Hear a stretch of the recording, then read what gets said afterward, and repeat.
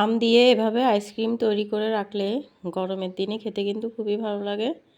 আমটা যদি সবসময় এমনিতে খেতে ভালো না লাগে তাহলে এভাবে আইসক্রিম বানিয়ে ফ্রিজে রাখলে আইসক্রিমটা ফ্রিজ থেকে গরম লাগলে নিয়ে খেতে খুব ভালো লাগে।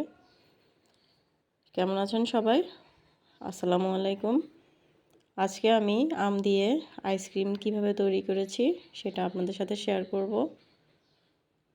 আমি এই আইসক্রিমটা তৈরি করার জন্য রূপালি আমটা নিয়েছি। আমটা কিন্তু মিষ্টি খুবই, আর আমটা খেতেও অনেক ভালো লাগে। এই আমটা আমি 3টা আম নিয়েছি আইসক্রিমটা তৈরি করার জন্য। এখানে তার আগে আমি 1/2 লিটার লিকুইড দুধ নিয়েছি।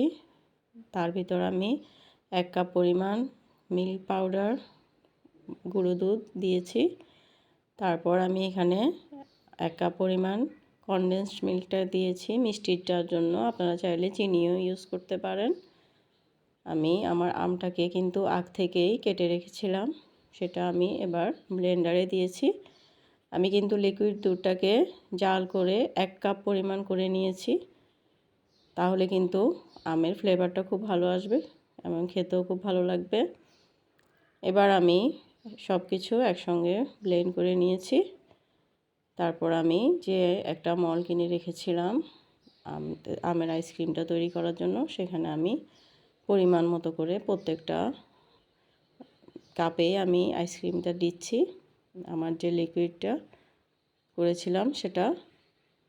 এরপর আমি এটা কিন্তু ডিপে রেখে দিতে হবে কমপক্ষে 12 থেকে 13 ঘন্টার মতো। এবার আমি আমার এই মলটাকে আমি ডিপ ফ্রিজে রেখে দিব। রেখে দেওয়ার পরে যখন এটা আপনারা বের করবেন খাওয়ার জন্য, তখন কিন্তু 10 থেকে 15 মিনিটের মতো এটা বের করে রেখে দিবেন।